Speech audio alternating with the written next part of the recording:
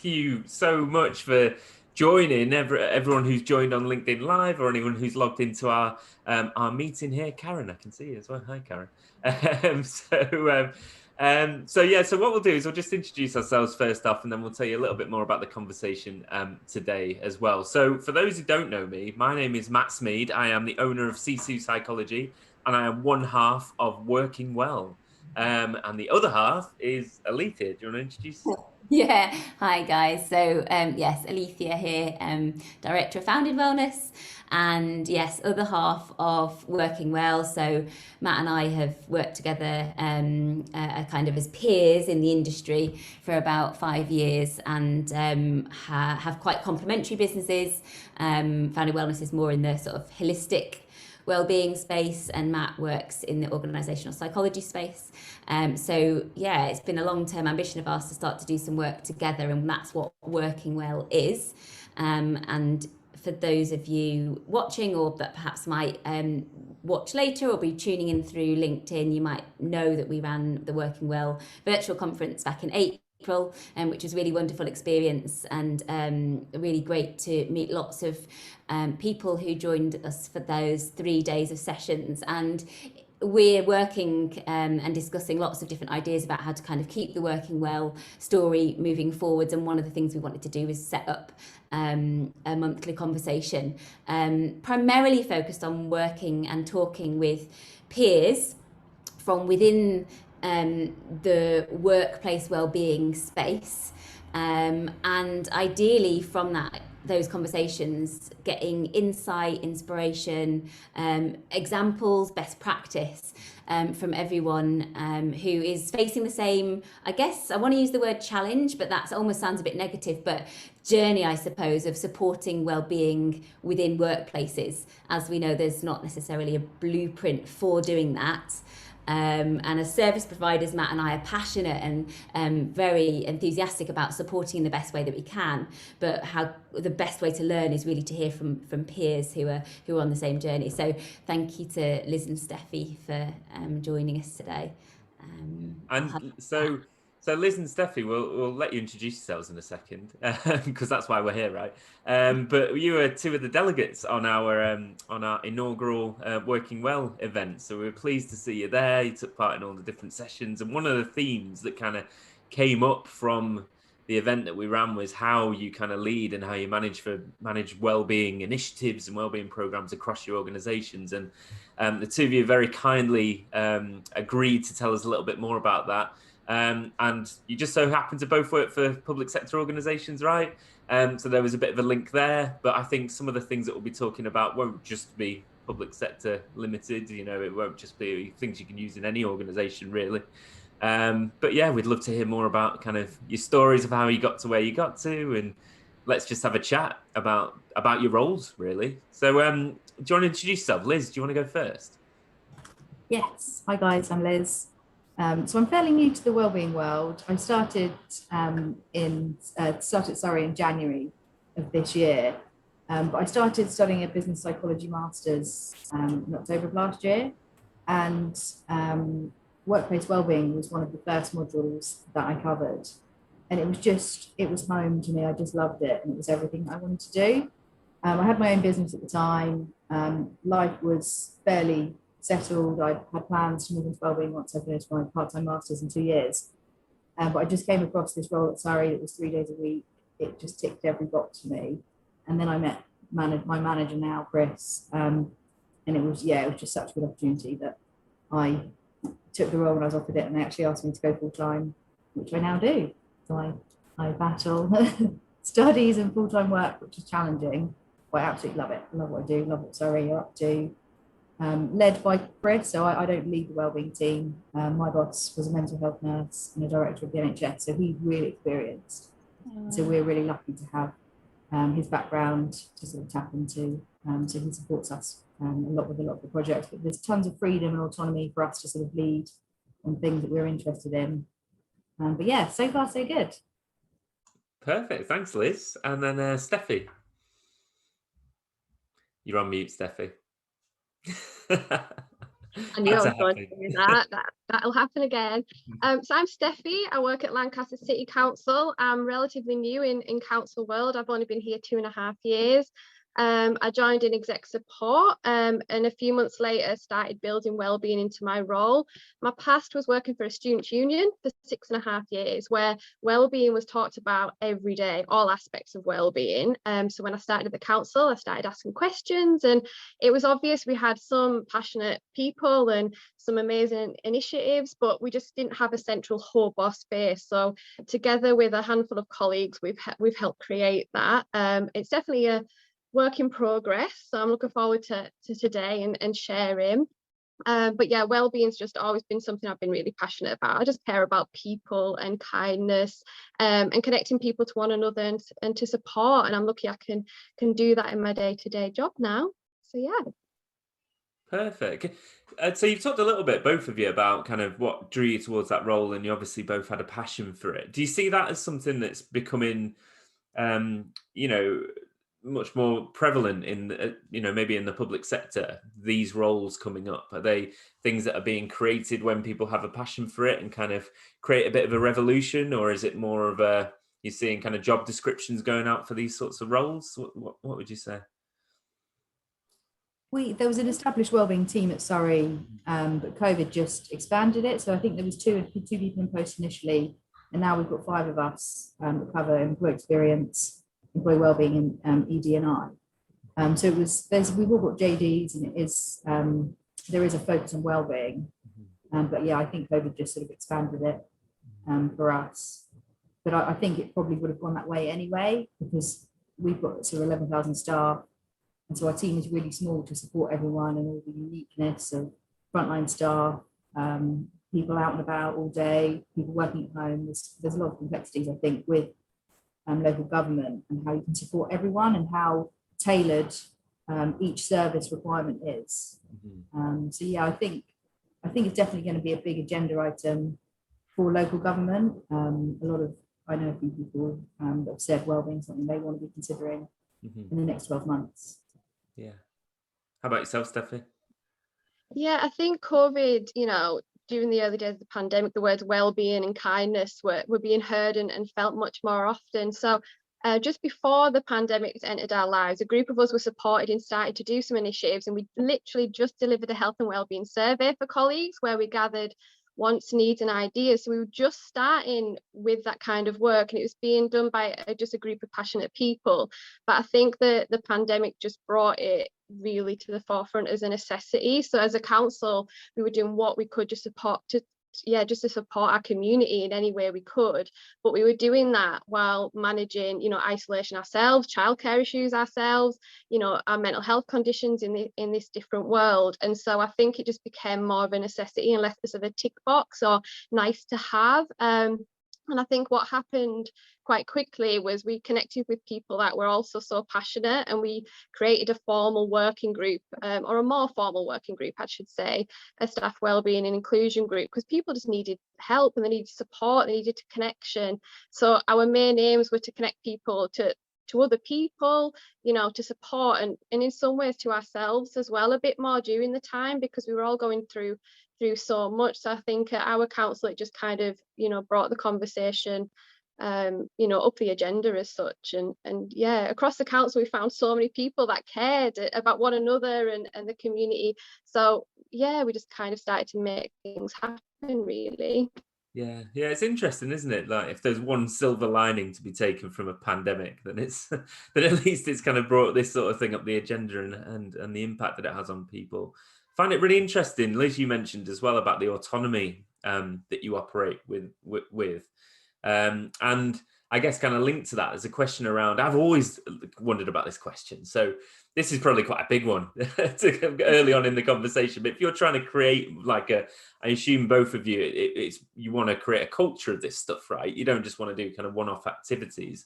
So if you're trying to create that, does it need to come, do you think, from the top down? Or can it be like a revolution that started from the bottom up? And if more and more people get on board with it, then it just becomes part of how the organization works. So there's probably, Are they questions? There's a few things in there, but have you got any thoughts on that in terms of how you start these things up, or and the links to the autonomy that you have and that side of things? I was interested to hear from Liz, and the roles and stuff. Here it's been more of a movement. So we're a group of passionate. When I started, I just found these people across the organisation who were doing like charity events or cake sales or sharing material. And we came together in this virtual Microsoft Teams channel. And from there, it's just grown. And you find more colleagues and more people with expertise and experiences. And then, people started sharing their own mental health experiences and well-being, thoughts and feelings and wants and needs. It just kind of grew quite naturally into a movement. So we're at the point now where we're considering, it being more a part of, roles and things. But ultimately, it was just this movement, this group, and it's just naturally happened, which is just amazing, really. Yes, interesting one. Yeah, Liz, was that the same for you, or a bit different? No, it was quite different. I think from Surrey, mental health and wellbeing is definitely a sort of key agenda item and something that's really important. And it always goes back to, I think, our purpose as an organisation is for the service users and the residents, and to look at our service offering and how we can have our staff in the best position to be able to help others.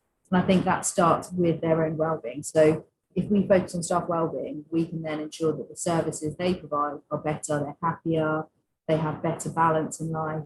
So I think it starts from inside the organisation and then works out and everyone benefits. And then we've also got the mental health initiatives that we're working on with residents through public health and things like that. So I think it's kind of twofold with us. But again, we've got Wellbeing Champions that we're launching on the 21st of June, which is, again, 100 passionate people about wellbeing across all different teams, services.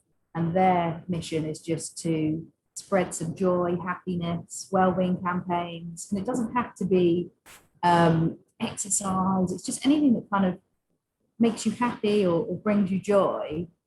Sharing those messages, making sure wellbeing is considered in team meetings, and just being quite proactive. So we've kind of got a top down, bottom up, and sort of coming in from the sides from managers.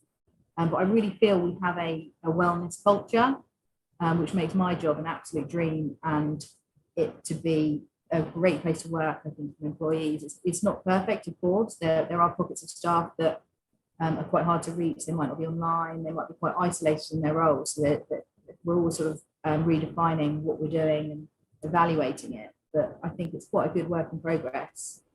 And yeah, the survey results, I think it was high 80s for how they feel about employee wellbeing and how it's considered.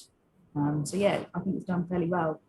Yeah, I love that thing you said about kind of using it in team meetings and that sort of thing. Because one of the things I'm always harping on about, and have been for years, Alethea will be bored of this, is the idea that you need to kind of bake well-being in rather than it's the sprinkles on top. Rather than let's do our day job and get the emails done and get the to-do list done. And if there's any time at the end of the week, do a bit of yoga or eat an apple, and that's tick, well-being done. But instead, obviously we want to bake it into every single touch point when people are talking to one another, appraisals, inductions, training, all sorts of opportunities to.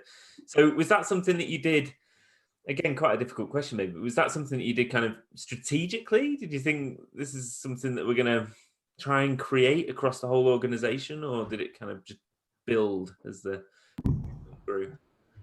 I think it was done quite strategically at Surrey. All the sort of communication channels.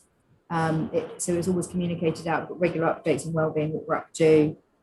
So yeah, I think it's fairly strategic with how it's rolled out, and then it's just evolved. So now the services will come to us with their varying needs, and then we'll create sort of bespoke solutions. So it kind of starts as a one size fits all general rollout, and then it gets more tailored and more bespoke depending on the need of the different teams and services.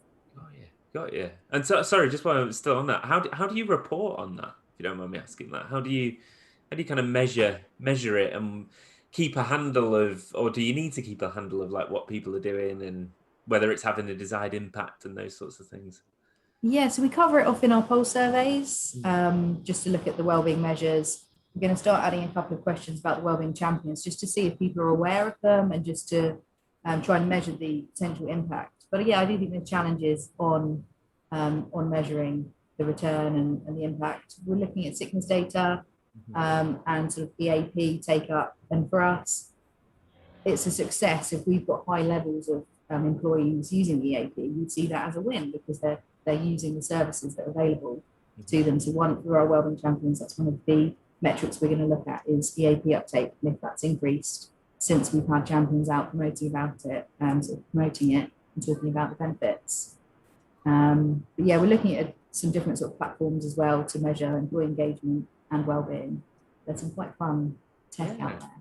Yeah, no, it sounds cool. Sounds cool. How about you, Steffi, in terms of any of that, the approach and the measurement? Yeah, so we're just kind of early on in our journey, but we did just before the pandemic did a health and wellbeing survey, and whenever we do any staff, pulse surveys or engagement, we try, we incorporate wellbeing and inclusion into there. We do a range of initiatives and activities. We've got a staff wellbeing inclusion intranet site. We do lunch and learn sessions. We do wellbeing group chat and check-ins. We've got a weekly staff newsletter and monthly report that we do more like an update for staff. So we kind of just keep an eye on who's getting involved, and we're just constantly seeking ideas and thoughts and feelings from colleagues to make sure what we're focusing on matters to them, and connecting them to it.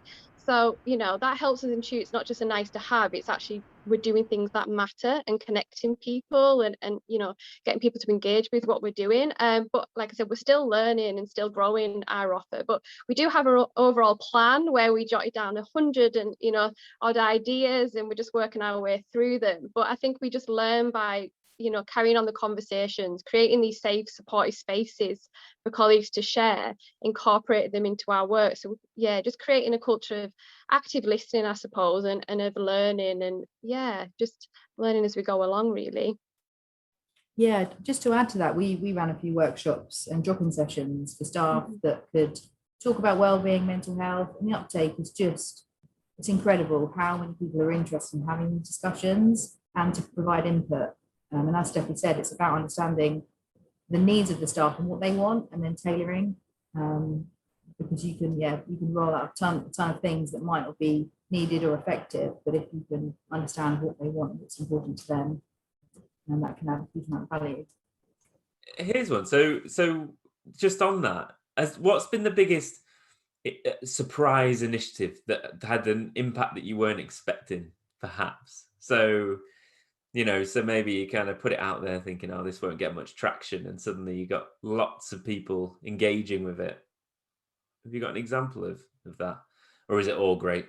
I did a wellbeing photography competition that was really rushed. I thought it would be a complete flop, and I just didn't have any confidence in it at all. Anyway, it kind of went viral internally, and it was take a photo in nature and just share your photos, made it to a competition.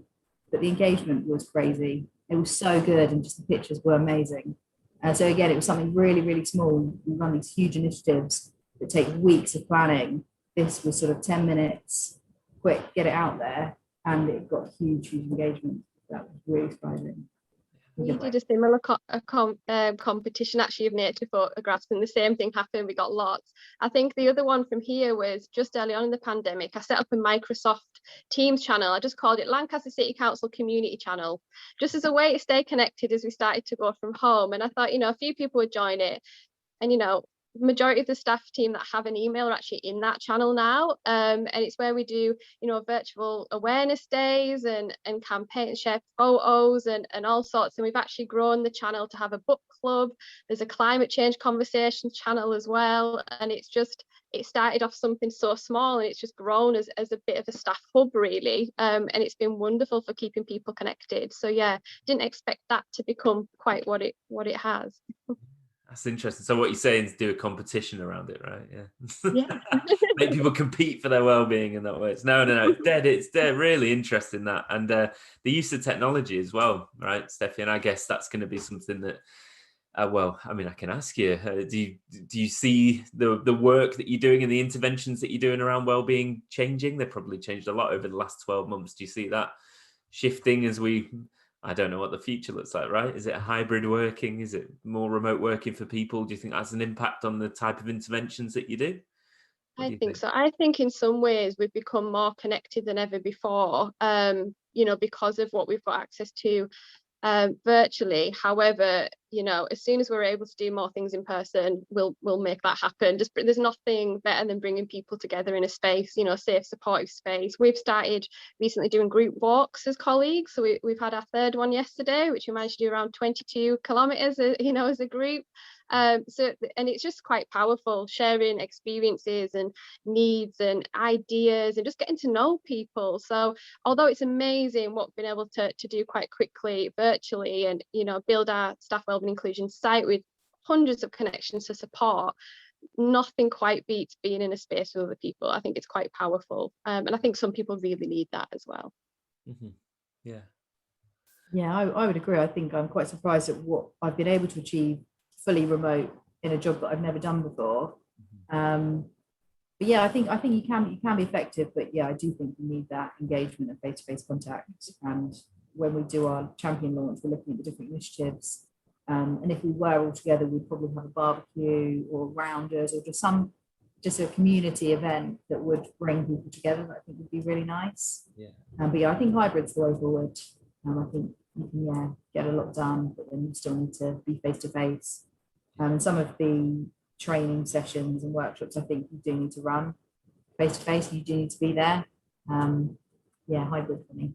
Yeah. Thanks, Liz. And you mentioned the champions a few times, right? So do you want to tell us a little bit more about that and how that all works? Is that something new that you're doing?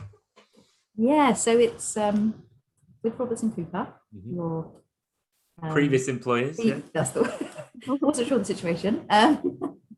But yeah, no, it's really great. So they've just set out a sort of a framework for us to roll out champions across the organisation, just to really keep the messages of wellbeing going, to encourage sort of uptake campaigns, and just have people leading on it really in all different areas of the council. So it feels like we've got an extension of our team by an extra 100 people.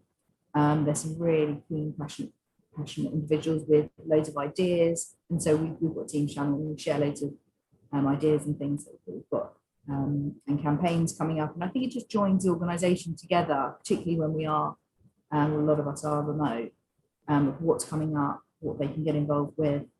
But yeah, it's launching on the 21st, and I'm really hopeful to have what of the impact that it's going to make across the organisation, just getting wellbeing considered in all ways of working, and just the hard to reach teams and people that might be not engaging with it.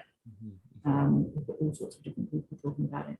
Yeah, and how do you? So this is kind of the same question. So it's how do you recruit for those champions? But I guess also like talking from your own experiences, because we've got a question from Yana on the chat who said about, as a HR professional, what kind of skills do you need to support your colleagues? So she mentions potentially coaching and mentoring, those sorts of skills.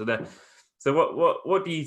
So like I said, that's kind of two questions in one, but similar. What sort of skills, or is it behaviors you need to, you think, be a success in these sorts of roles? I think any kind of champion role, I think self-awareness and sort of knowing yourself, your own kind of emotions and where you are with your own well-being, because you need to be able to step back and create boundaries. And that's something that I've always found really challenging. And I think when passion's involved, sometimes it goes out the window and you're just following your heart and doing what you feel is the right thing to do. So I think an element of boundary management and self-awareness, I just think the passion piece is so important, because it's just infectious. And if someone is really engaged in something and telling you about it, you can't help but sort of feel that energy. I think it just helps with buy-in. But yeah, I don't think the JD for it is complicated. But passion and self-awareness, I think, are really, really important. Oh, sorry, I was unmuted. Would you add anything to that, Steffi? Yeah, we've got staff ambassadors here. So, similar, as the wellbeing champions. And I guess our job description for it, or role description, was basically these people that care, want to connect people, are happy to share messages and, be advocates. So yeah, like Liz was saying, it's kind of grown our team as such, and we've managed to connect with people that don't spend a lot of time on emails or don't have access to emails, that kind of thing.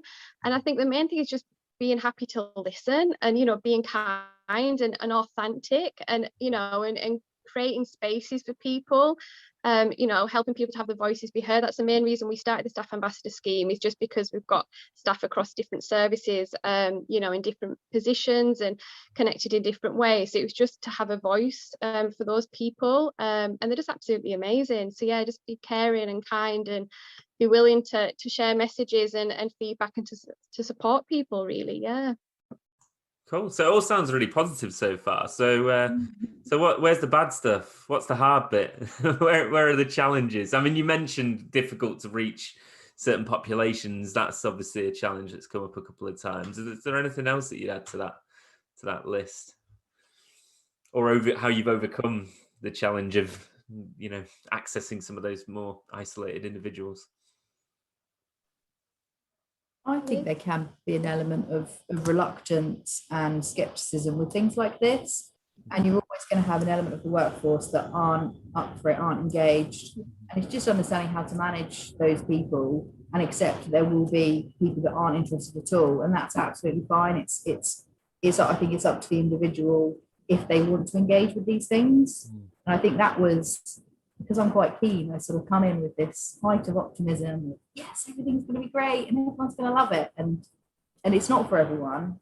And everyone isn't as passionate as me, or the rest of the team. But yeah, that was a little bit of a learning curve. But I think just with moving into a new role anyway, there's always some things that you expect it to be a certain way. Yeah. And it's not. Yeah, completely acceptable and understandable. Yeah, that's interesting. You mentioned that about, some people just won't engage with it. I have wondered in the past, like, whether we should make some of this mandatory. I don't know. And you've surely seen the launch of the new ISO standard around mental health and wellbeing as well. That's due this month, isn't it? And I wonder whether that'll bring with it a bit more of, maybe not making it mandatory, but a bit more of like, this is part of your job now to look after your mental health in the same way that you need to attend the thing that shows you how to work from heights, or wear a harness properly if you're doing a dangerous job, and people get stressed at work, so they should invest in their own mental health and well-being. But it's a difficult line with that one, isn't it? Because you don't want to stress people out about not being stressed, if that makes sense. Yeah, I think I was just going to add as well, some of these people might not engage with it, but when we've approached these people that have maybe declined an appointment or said they're not interested in getting involved, sometimes you'll get an answer just saying, oh, it's just, I'm happy to know you're there when we do need you. So sometimes, it's just because right now they may feel, mentally healthy and not need support, or feel it's not for them at the time, but them being aware of it and them sharing their awareness with other people in their spaces can be quite helpful to us. But I completely understand what Liz was saying about being passionate and enthusiastic and positive, and some people going, oh no, it's Steffi, one of the things again, or Steffi's posted again, but as long as people know, we genuinely care, we're genuinely authentic, we do care about people, we're not just here to work, we're human beings as well. So just them being aware that we're delivering these initiatives and sharing these support connections, there's something rewarding in that as well, I think. Yeah. And without sounding too much like Simon Sinek or something like that, it's as you mentioned before, Liz, it's like linking it back to why you're doing it, right? Not just here's a load of initiatives that you can engage with. It's like, this is why we're doing it, and because you mentioned it'll help people do their jobs to more effective level, keep them in the right space. It'll have an impact on your customers, your clients, the public that you serve, all those sorts of things as well. So that hopefully will draw people towards these sorts of initiatives as well. Yeah. Can I ask a question? Yeah, of course, go for it. Thanks, guys. It's so fascinating hearing, these insights. I think it's what we need to hear. Like what's really going on and what's the appetite. And I mean, I echo what Matt said. Everything sounds so. I'm sure it comes with its challenges in the scope of the job, but everything sounds really, really positive. And cheery about the initiatives that you've got going on, which is really nice, because I do think it is a big challenge. So to come at it with really sort of positive mindset is an optimistic mindset is really important, and also challenging in itself, isn't it? As a person representing well-being, I know I certainly find that as a yoga teacher, to kind of show up with a spring in your step and a smile on your face, that can be hard for you guys and for the people in those champion and advocate roles, because we don't necessarily all have a brilliant day every day. So well done, guys, really amazing. So just, I mean, I know you've talked about your champion programs, your advocate programs, but like in this very moment, what stuff have you got going on? We'd love to hear a little bit about that. I want to hear about your burpees, Steffi. Yes, I saw that, Steffi. How's it going? So I mentioned how we're doing the group walks and things at the moment. But one of the things I've managed to rope colleagues into is some charity things. So 2,000 burpees in June. I've managed to get 11 colleagues to do that with me. So that's fun, fun sometimes. So we're at kind of at the space here where we're just seeking colleagues' thoughts and feelings on our future ways of working. So we're kind of doing a regroup at the moment here of what's important and what colleagues want and need from us. So just continuing to check in and create safe spaces to share. Most recently, we've had the Samaritans come in and actually join us to deliver some training on how to listen, which was very well received. Just growing on things really at the moment. All around the burpees, Liz. So yeah.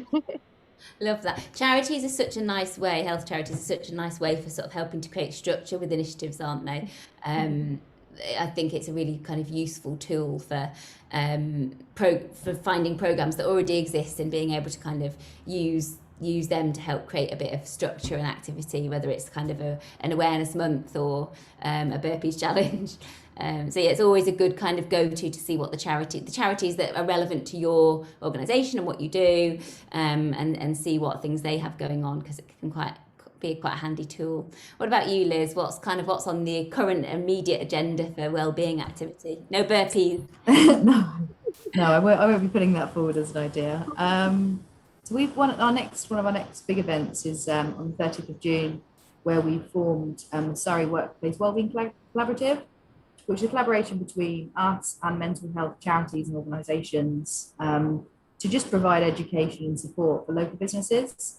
So we're doing a couple of initiatives, one with local schools, so we support them with wellbeing, looking at redefining that offering, what that looks like with mental health first aider support and training, wellbeing conversations, stress assessments, all the sort of standard support that we can offer schools. So we've got the local businesses support as well. We've trained, I think about 17 mental health first aiders now, and we've just trained 15 trainers. So that's going to be in-house. And I think for us, it's about not necessarily vanity numbers of mental health first aiders, but just how can we make sure as many of the organisations as possible can go on this training. They might not become a mental health first aider, but at least they've been on the training and they understand it. So that's something we're working on. We've signed up to become a mindful employer. So it's a charter that just encourages positive mental health across the organisation. We've got a steering group, so people outside of our wellbeing team that can just share ideas and opinions and sort of feedback on what the needs are. And we're looking at local government charter with other local authorities. So that's something that's kind of in the pipeline, and also reviewing our mental health policies. Reviewing all our policies to see the impact on mental health. Lots of other projects and big. Let's go. Do you feel, I mean, obviously we've got both of you guys here today sort of representing local councils, but do you feel that there is good sharing amongst the community between councils and county councils around your wellbeing activities and practices? I think I've been lucky to connect with a couple of contacts at different councils. So their experience, like I said, I've only worked in a council for 2.5 years, and it's very, very different. So it's seeking those connections for me at the moment. But everyone's so willing to share resources, and not just councils, universities, colleges, local charities. We wouldn't be able to do what we're doing without them. And we're very, early on in our journey. So I love listening to Liz and everything she's doing. So I can, definitely connect with Liz more about that. But I think you find connections from attending conferences or local events. You find these people, these well-being people, and that's part of the learning and the experience and the success of this stuff, is finding your people, finding those connections. And because we're not in competition with each other, we all just want to help people live happy and healthier lives. So when you find those connections, it's like, yes, you're one of my people. And yeah, so it's just really supportive. But that's something I do want to do more of myself, actually. And following your conference, I made a couple of connections which have been very, very helpful. So the more we can grow that, hopefully the more work we can all do to help support people, really. Yeah, exactly. Well, that's where we're at, isn't it, Matt? We just want the sharing is so important. So glad to hear that. I think there's a nice community, and there's always some councils that are more advanced than others, and fundamentally we all face similar challenges, and so we're all going to go on the same journey. So I think it's really important that we do share. I've connected with possibly my equivalent in Essex, and shared a couple of messages. I think what they're doing as an organisation is incredible, and I've looked at some of their documents. But yeah, as Sophie said, it's not about competition. It's looking at who's sort of modelling great things and what can we learn from them, and how can they help us be better. And I think the appetite is there to be supportive and collaborative. And I think that's the real difference with sort of public sector and private sector organisations. I've been, majority of my career has been recruitment within the private sector, which is hugely aggressive and so competitive. To be in this world of niceness and different people, it's a dream. Oh, that's good. And it's the same ethos, right? It's because weirdly, the more even private sector organizations and multinationals and whatnot get on board with well-being, that will undoubtedly drive innovation, right? Because competition and money and all the rest of it does. But I do think that it's a bit different with well-being. I think the initiative you've mentioned, it's all about how people come together. It's those relationships, those connections, it's the kindness, it's the sharing. And if you're using that sort of ethos to network with other like-minded individuals in different councils, and I think that's definitely the way forward, especially with everything that's been going on recently. Yeah. I also think with councils as well, we're so good at taking care of other people, the community. It's sometimes easy just to carry on doing the work and not take care of ourselves. So if we're at least reminding each other across councils and across teams and things to take care of ourselves first, it's that you can't pour from an empty cup. And so yeah, that support is just so invaluable.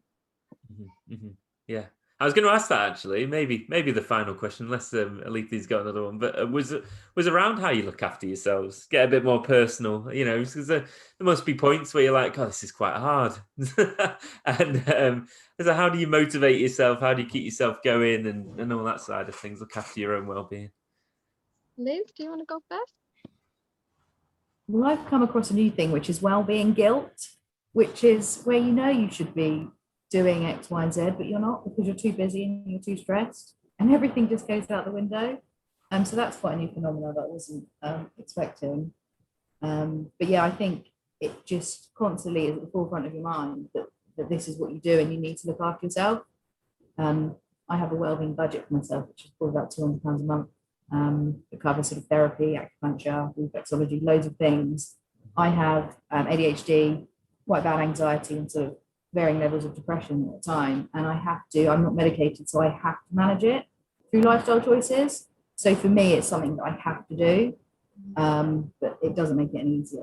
I do struggle now and then, but yeah, I just try and role model where possible. Yeah, no, I could definitely empathise with the wellbeing guilt. I run wellbeing and resilience sessions, and I have definitely run sessions where I'm telling everyone to look after their well-being as I feel like my eyes are pinned open and I'm like trying to stay awake, and then you feel guilty about that. But yeah, it happens. Steffi, how about yourself? Yeah, same. I give all the advice, but sometimes I have to remind myself to take it. I'm very lucky to have a wonderful group of friends and colleagues that remind me, to do what I'm telling everyone else to do. And the reason I'm so passionate about wellbeing is from personal experience and from those around me. So those that know me, how I do suffer from anxiety, and I've had various other mental health issues in the past, and I've had to find my way around self-care and support, and seeking support and welcoming support. So when I'm speaking to colleagues, that's where it all comes from. So and I think that's why we take a more holistic approach to well-being as well. So, the fitness, the mental, the emotional, the psychological safety, it all truly matters. So for me, I love yoga, I love walking, healthy eating, exercise. And so when I'm speaking about this stuff, it comes from experience and genuine passion and, authenticity. And I'm lucky to have met lots of people who understand that. So yeah, definitely all about self-care and yeah, preaching the self-care. I think having that honesty is so important in the roles that you have, though, because we have to hold our hands up, don't we, and say that it isn't like this isn't the well-being journey like this, just constantly going up. It is up and down. And that's why we also have to have sympathy when we're kind of trying to engage our communities, our workforces, that, there are phases and ebbs and flows and seasonal influences and various different things that each of us really, as individuals, are on different journeys. Because of our personal life journeys that are happening alongside work. So it's making that okay. And it does start with these honest and open stories from the people that are leading us. So thank you, Do you guys. find this work energizing though, which I've never experienced before? I've never finished a full day feeling ready to do something else. And that's what I take from my work at the minute, which is remarkable. Oh, well, that's good to hear. That's amazing. Maybe I'm not working hard enough. I'm sure you're working hard enough. Yeah. The other one's just helping individuals, isn't it? Because you can talk all day long about strategic interventions and long-term cultural change, but like when one person says on a course I'm running or says to you like that made a real difference, it's like that really fuels you, doesn't it, in a way? Yeah, it's almost a bit of the metrics tick up doesn't necessarily, although I do love data, so maybe that does. It's almost a bit of a catch-22 for me, that one, Matt, because of course the objective is engagement and helping as many people as possible, but then as you say, you get this one person saying, oh my goodness, that's changed my week, and you're like, okay, right, well, that's enough. So it's the balance of the two, isn't it? Absolutely. Yeah. Amazing. Well, I think we time-wise need to wrap up. So of course, if there's any questions for anyone that's live with us, then do let us know. Otherwise, we'll be sharing this recording. And I'm sure that Steffi and Liz would be happy to hear any further questions or hear from anyone who would like to connect. You'll be able to find both of them on LinkedIn. From Matt and I, we're going to be sharing some news soon about what next month's wellbeing, Talking Wellbeing talk is going to be all about. But we do hope to each month guide you through some useful conversations and insights and inspiration, as we've had from Liz and Steffi today. Also, just to remind you that the recordings from the Working Well virtual conference are still available. If anyone missed that or would like to catch up, then we do have those and we're happy to share. So I think that's everything from me. Matt, you're good? Yeah, all good. Just thank you so much, Steffi and Liz. I really appreciate it. And it's motivated me. I might go for a run, maybe. Look after Thanks for having us. I'm going to do some burpees. Some burpees, that's it. Yeah. Thank you very much, guys. Cool. Thank you. Have a nice rest of your day, everyone. See you soon. Take care. Bye-bye.